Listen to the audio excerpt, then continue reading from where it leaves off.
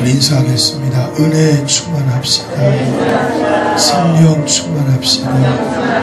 예배에 성공합시다.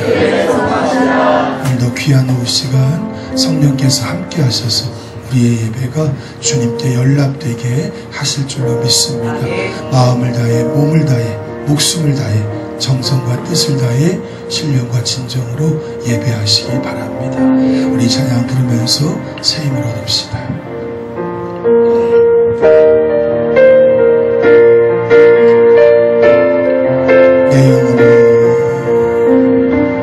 내 영혼아 내가 어찌 낙담하여 슬퍼하느냐.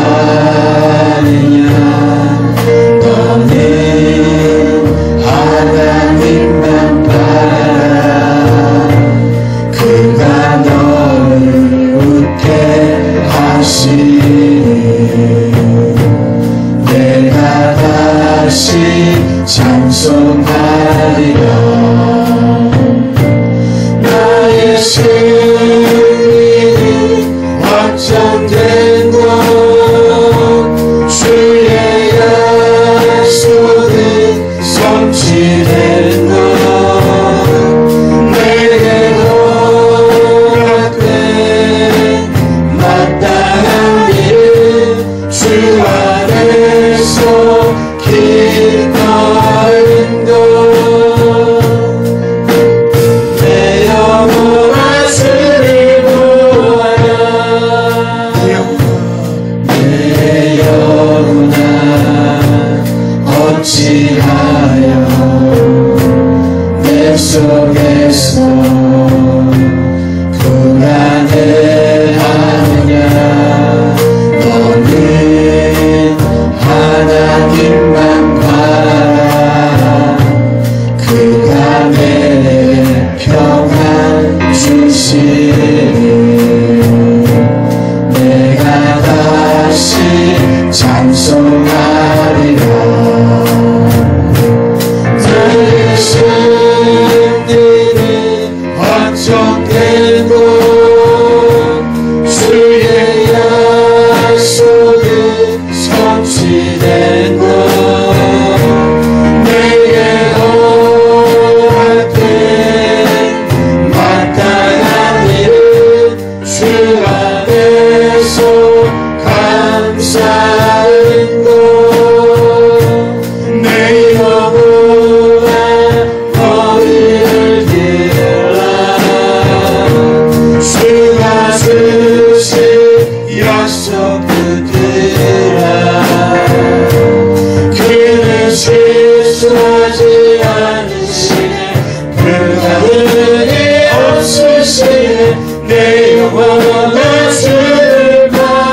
나의 승리는 확정된 것, 나의 승리는 확정된 것, 주의 약속은 성취된 것, 내게 허락된 마땅한 일은 주 안에서 기뻐하는 것.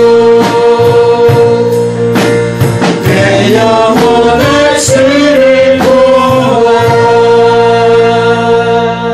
아멘. 주님만 바라보고 나아가시기 바랍니다. 다시 인사하세요. 주님께서 승리하셨습니다. 승리하신 주님만 바라봅시다. 자, 사도 바울에 대해서 우리가 지금 말씀을 통해 연구하고 묵상하고 있는데, 여러분 바울이 어떤 사람입니까? 여러분의 인상 속에 사도 바울은 어떤 모습으로 이미지가 생성이 돼 있어요? 생각해 본 적 있습니까? 사도 바울은 과연 어떤 존재일까? 바나바의 생질이었던 마가라고 하는 요한을 이 선교팀에서 떨어뜨리는 문제 때문에 바나바와 함께 분열되어서 각각 선교지로 떠나죠. 그때 어땠을까요? 이 마가라고 하는 요한이 고향집을 향해 도망쳤단 말이에요.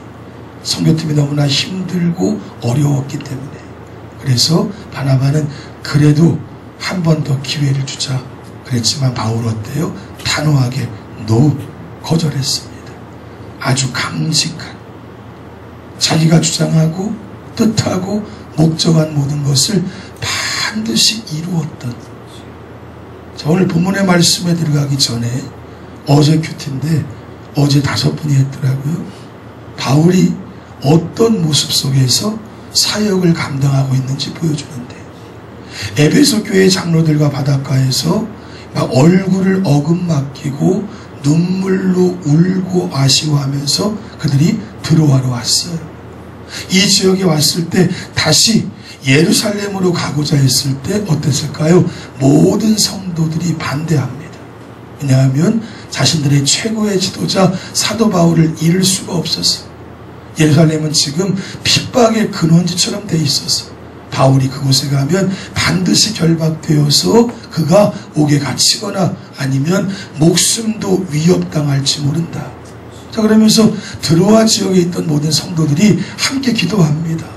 기도하면서 그들도 나름대로 성령의 감동을 받아 하나님의 뜻에 대해서 알게 되는데, 자, 이건 안 써왔는데 한번 찾아봅시다. 오늘 21장 성경을 펴보세요. 성경을 다 펴보세요. 21장 우리 4절에 한번 보세요. 21장 4절 224쪽에 있어요. 성경책 다 보세요. 없는 분들은 같이 보세요. 같이 보세요. 사도행전 21장 4절 안 써왔어요. 우리 4절 함께 읽겠습니다. 시작. 제자들을 찾아 거기서 이리를 머물더니 그 제자들이 성령의 감동으로 바울더러 예루살렘에 들어가지 말라 하더라. 아멘. 그들이 기도했더니 성령의 감동을 주셨어요. 너희들의 지도자, 너희들의 스승, 너희들에게 복음을 주고 제자 양육을 해주었던 사도 바울이 예루살렘에 들어가서는 안 된다. 그곳에 가면 반드시 순교를 당하든지 큰 봉변을 당할 수밖에 없으니 만류하라는 것이. 여기에서 뿐만 아니라 또한 여러분 보세요. 10절에 보세요. 10절과 11절 21장 읽겠습니다. 여러 날 머물러 있더니 아가보라 하는 한 선지자가 유대로부터 내려와 우리에게 와서 바울의 띠를 가져다가 자기 수족을 잡아매고 말하기를 성령이 말씀하시되 예루살렘에서 유대인들이 이같이 이 띠 임자를 결박하여 이방인의 손에 넘겨주리라 하거늘. 아멘. 이 띠 임자가 누굽니까? 사도 바울인 거죠. 예루살렘에 가면 반드시 결박되어서 큰 어려움을 당할 것이다. 그러니 뭐예요? 사도 바울에게 가지 말라는 것이. 그곳에 가서는 안 된다. 앞으로 당신이 해야 할 일들이 너무나 많기 때문에. 그런데 이렇게 성령의 감동과 하나님의 뜻대로 기도했던 이들이 바울에게 적극적으로 만류하지만 그 다음 말씀 보세요. 13절 보세요. 함께 읽겠습니다. 바울이 대답하되 여러분이 어찌하여 울어 내 마음을 상하게 하느냐? 나는 주 예수의 이름을 위하여 결박당할 뿐 아니라 예루살렘에서 죽을 것도 각오하노라 하니. 아멘. 그리고 14절도 읽겠습니다. 그가 분함을 갖지 아니하므로 우리가 주의 뜻대로 이루어지다 하고 그쳤노라. 아멘. 여기 보세요. 이제 성령의 감동으로 된 하나님의 뜻에 대해서 바울이 맞을까요? 아니면 성도들이 기도한 게 맞을까요? 성경은 각각 성령의 감동대로 모두가 옳은 말씀을 주장하고 있어요. 자, 여기서 바울의 성격은 강직하고 자기가 옳은 것에는 목숨까지라도 걸 정도로 아주 필사적이었던 바울이에요. 그런데 하나님의 뜻과 성령의 감동으로 계시된 하나님의 앞으로 될 일을 말할 때는 따라해보죠. 겸손히 침묵하며 뜻이 이루어지기를 기다렸을 뿐이다. 보세요. 이 성도들도 성령의 감동을 받아 하나님의 뜻을 받은 거예요. 사도 바울도 마찬가지. 근데 결국 누가 옳았어요? 역사 속에서 되어진 일들을 보면 바울이 옳았어요. 바울이 몰랐을까요, 그거를? 자신이 예루살렘에 가서 결박당하고 또한 로마까지 가서 비로소 거기에서 순교한다는 것을 바울이 몰랐을까요? 알았다는 것이. 그런데 하나님의 뜻이요 성령의 감동에 지시지만 바울은 주장하지 않아요. 바울은 그것이 옳다고 너희들이 틀렸다고 정죄하지도 않아요. 바울은 그저 하나님의 뜻 가운데 자신의 어떤 그 계획 속에 순종하며 믿음의 길, 사명의 길을 달려가고 있다는 것이. 여기 중요한 가르침이 있습니다. 우리가 오늘 교회에서 뭘 주장합니다.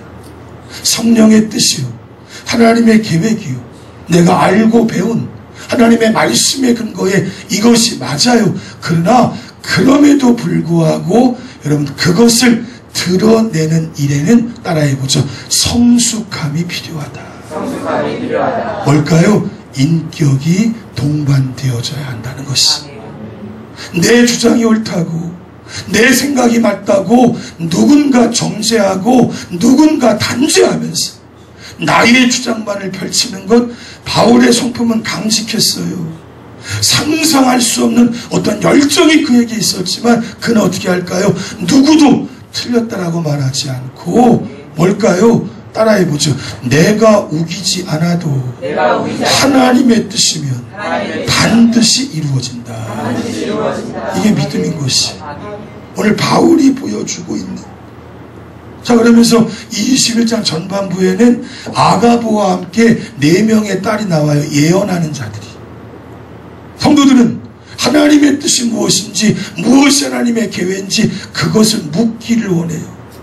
그런데 여러분 기억할 것은 따라해보죠. 내 안에 성령께서 계시니 성령께만 물어야 한다. 아멘. 이것이 성도의 지혜입니다. 이것이 하나님의 뜻이. 인간에게 묻지 말고 예언한다는 누군가에게 묻지 말고 하나님의 말씀을 통해 내게 지시해 주시고 알려주시는 성령께만 물어야 돼. 아멘. 여러분 그래야만 내 영과 내 믿음의 길이 건강할 수 있는 것이. 제 얘기가 아니라 사도 요한이 요한 2서 찾아보세요. 요한 2서 써오지 않았는데 요한 2서 2장 27절. 요한 2서 2장 27절.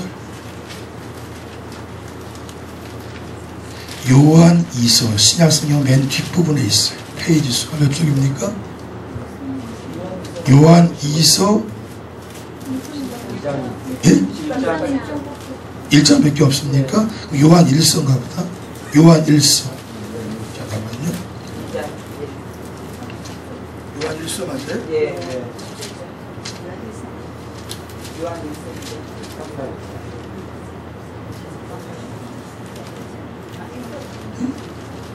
잘못 써왔네. 요한 1서 2장 27절. 그죠? 요한 1서 2장 27절. 맞습니다. 우리 함께 읽겠습니다. 너희는 주께 받은 바 기름 부음이 너희 안에 거하나니 아무도 너희를 가르칠 필요가 없고 오직 그의 기름 부음이 모든 것을 너희에게 가르치며 또 참되고 거짓이 없으니 너희를 가르치신 그대로 주 안에 거하라. 아멘. 여러분 이 말씀이 여러분 모두에게 바로미터요 안내가 돼야 합니다. 내 안에 계신 성령께서 나의 갈 바, 내가 행동할 것, 내가 결정해야 할 것을 알려주세요. 인간 누구에게든지 묻지도 말고 여러분 그에게 의뢰하지도 말라는 것이. 뭘 중요시 여깁니까? 마지막에 주 안에 거하라. 바울의 가르침에는 늘 주 안에 거하는 것이 필요해요. 여러분과 제가 믿음의 길에서 온전히 승리하고 영이 건강하려면 주님 안에 거하셔야 돼요. 그러면 말이죠. 주님 안에 거하며 살아간다면 내가 하는 모든 일은 하나님의 뜻이 되고 하나님의 역사를 이루며 하나님의 열매가 나타나는 줄로 믿습니다. 아멘. 자, 그래서 이제는 여러분과 제가 이것이 성령의 뜻이요 이것이 하나님이 옳다고 하시는 것입니다 라고 말할지라도 따라해보죠. 거기에는 주관적인 생각이 반드시 개입된다. 누구나 똑같아요. 여러분, 성경은 그것을 말합니다. 교회는 분란이 있는 곳이 아니에요. 내가 아무것도 주장하지 않는데 무슨 분란이 있습니까? 내가 누구든지 함께 세워주기를 원해서 무조건 용납하고 무조건 받는데 무슨 혼란스러움이 있을 수 있겠어요? 오늘 사도 바울이 그 모습을 우리에게 보여주면서 이제 오늘 본문으로 돌아왔어. 이제 바울이 드로아의 성도들이 그렇게 만류했는데 예루살렘으로 올라갑니다. 모진 핍박이 있을 것을 예상하지만 예루살렘에 올라가서 그가 했던 일은 뭔가 했더니 전도 여행을 다녀온 것을 예루살렘 모교회의 모든 것을 보고하고 있는 것이 3차 전도 여행에 대한 보고를 했을 때 어땠을까요? 야고보 사도를 비롯해서 예루살렘 교회의 지도자들은 기뻐합니다. 하나님의 기적이 지역마다 교회를 세우고 믿지 않는 이들을 구원하여 역사를 일으켰음을 너무나 감동해. 그런데 야고보 사도를 비롯해서 모든 지도자들이 걱정이 생겼어요. 이유는 무언가 했더니 예루살렘 교회에는 누가 많을까요? 이 그리스도인들의 분포가 누가 많을까요? 유대인 크리스찬들이 많았어요. 그들의 마음속에 사도 바울이 곳곳에서 복음을 전하는 소식을 들어봤더니 이런 말씀을 합니다. 21절, 그 전에 겁니다. 21절. 내가 이방에 있는 모든 유대인을 가르치되 모세를 배반하고 아들들에게 할례를 행하지 말고 또 관습을 지키지 말라 한다는 것을 유대인들이 들었다는 것이. 유대인들은 뭘까요? 이 바울이 소위 말하면 선교하는 것이 못마땅했어요. 여러분, 예루살렘 교회는 처음에 지도자들이 다 함께 기거하면서 슈퍼처치가 됩니다. 오늘날로 말하면 수천 명 이상이 모이는 교회였어요. 근데 그러다 보니까 예루살렘이라는 지역에 누가 많아요? 유대인들이 많아요.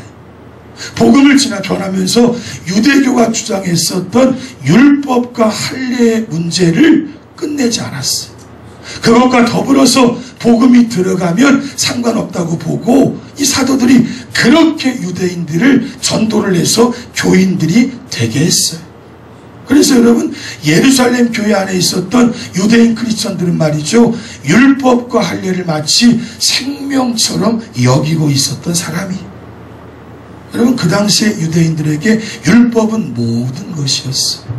문화요, 자신의 삶의 전부였습니다.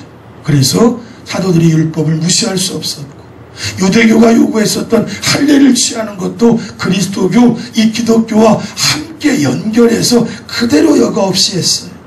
그런데 얘기가 들려오는데 바울이 복음을 전하면서 이방인들에게 모세의 율법을 무시하고 할례도 무시한다는 그 소식이 들려오자 유대인들의 마음은 매우 불편했어요. 너무 좋지 않았어요. 그래서 어떤 경우까지 왔을까요? 바울이 오면 한번 엄청 따지고 엄청 싸워서 우리가 요구하는 거 얻어내고, 그리고 무슨 일이 있더라도 바울의 잘못된 것을 내가 지적해 주리라. 그런데 예루살렘 교회의 지도자인 야고보와 모든 사도들이 알고 있었어요, 이 일에 대해서. 자, 그래서 그 다음 말씀 보면, 자 보세요, 이 야고보 사도가 이렇게 바울에게 묘안을 내서 권면하고 있는 내용이에요. 우리 큰 소리로 함께 읽겠습니다. 그러면 어찌할꼬 그들이 필연 그대가 온 것을 들으리니 우리가 말하는 이대로 하라. 서원한 네 사람이 우리에게 있으니 그들을 데리고 함께 결례를 행하고 그들을 위하여 비용을 내어 머리를 깎게 하라. 그러면 모든 사람이 그대로 대하여 들은 것이 사실이 아니고 그대도 율법을 지켜 행한 줄로 알 것이라. 아멘. 뭘 얘기합니까? 바울은요, 한 번도 할례를 행하지 말라, 율법을 지키지 말라고 말한 적이 없어요. 그러니 우리 예루살렘 교회의 유대인 크리스찬들을 향해 당신도 율법과 할례도 중요시 여기고, 또 우리 네 사람이 서원 기도를 하게 되는데 그 결례의식에 참여하고, 그 당시에 서원의식에는 엄청난 비용이 충당되었는데 얼마 정도의 비용을 바울 당신도 충당하라고 권면한 것이. 여러분, 사실은 바울이 뭐라 그랬어요? 복음을 전하며 이방인들을 향해 율법을 지키지 않아도 할례를 받지 않아도 복음을 받고 예수 그리스도를 믿고 하나님의 자녀가 될 수 있다고 강조했어요. 그런데 이 율법과 할례가 문제 있다고 말한 적은 없어요. 그걸 굳이 받지 않아도 복음을 받으면 구원은 명쾌하게 해결된다라고 말했던 것이. 여러분, 그 당시에 정결예식이라는 것은 일종의 정결의식을 의미하는데 보통 한 달간 합니다. 시작할 때 머리 깎고 팍팍 깎고 끝날 때 머리 깎고, 그리고 나서 그들이 금식도 하고 금욕도 하고 재물도 엄청 바치고 비용이 어마어마하게 충당되는, 부자가 그 당시에 가난한 사람들의 결례 비용을 부담하는 것이 신앙의 덕이라고 여겨지는. 자, 그래서 율법을 경멸하거나 반대한다는 유대인들에게 당신이 결코 그렇지 않음을 함께 보여주자고. 자, 이제 거의 끝났습니다. 생각해 보세요. 이렇게 말하고 있는 바울이 들었어요. 어땠을까요, 기분이? 사실은 바울 자신에게 용납되기가 어려운 일이에요. 이 일 자체가. 여러분, 로마서는 뭘 얘기합니까? 율법은 몽학 선생에 불과하고 오직 복음으로 믿음으로써 의롭게 되고 구원을 받는다. 이신칭의의 교리가 다 크네. 이걸 받아들인다는 것은 쉽지 않은 일이었어. 따라해보세요. 그러나 바울은 지극히 단순하게 야고보의 의견을 들었다. 왜 그런가 했더니 예루살렘 교회의 이 문제 때문에 서로 간에 마찰이 생기면 신학자들의 평가는 그 당시 유대인 크리스찬과 그렇지 않은 이방인 크리스찬 사이에 교회가 완전히 사분온열될 수 있는, 쪼개질 수 있었기 때문에 바울은 그것을 감지하고 기꺼이 야고보의 의견을 듣고 있어요. 왜 그랬을까? 따라하죠. 바울에게는 영적인 은혜가 있었다. 참된 지혜가 있었다. 바울은 결국 예루살렘 교회가 처해 있었던 구조적인 어려움을 이해한 사람이에요. 예루살렘 자체가 유대교의 총본산이었기 때문에 율법과 할례를 무시하고 다 벗어나서 단순하게 복음으로 그들에게 말씀을 전한다는 건 쉬운 일이 아니었습니다. 그런데 이 바울의 생각에 이런 게 있는 거예요. 옳은지 아닌지를 판단하는 것보다 더 중요한 것은 하나님이 주시는 지혜로 함께 교회를 세워가는 것이 더 중요하다고 생각을 했다. 아멘. 여러분, 오늘 설교 제목을 교회 안에서의 화해라고 했는데, 내 주장이 옳아요. 내 말이 맞다니까요.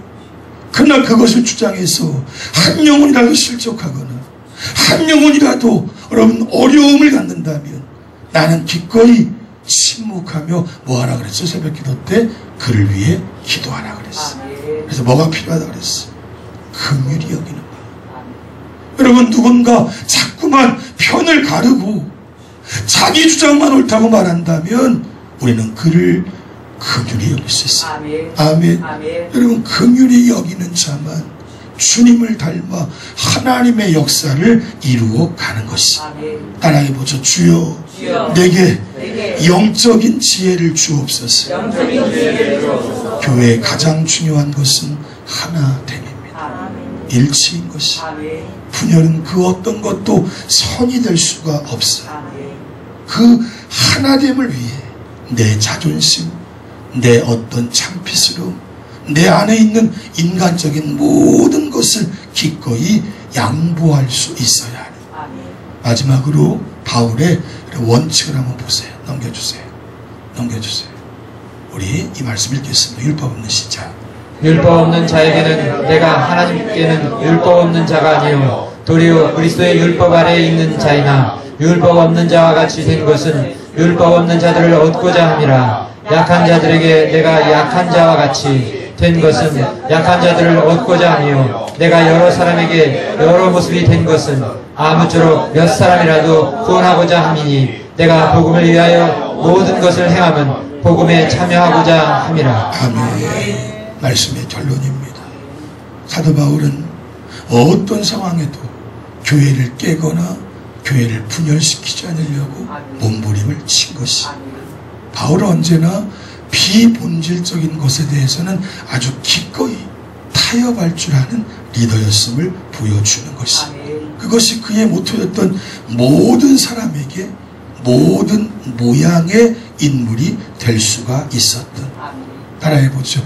교회의 하나됨을 위해 상호 복종의 은사를 발휘할 필요가 있다.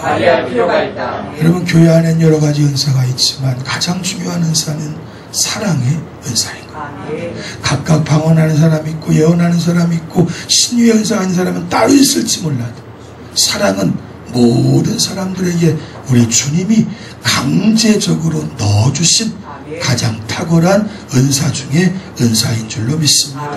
여러분, 그래서 초대교회 집사를 세울 때 꼭 들어간 게 이 지혜로운 사람이에요. 넘겨주세요. 읽겠습니다. 형제들아, 너희 가운데서 성령과 지혜가 충만하여 칭찬받는 사람 7을 택하라. 우리가 이 일을 그들에게 맡기고. 아멘. 바람이 있다면 주여 나에게도 지혜를 주옵소서.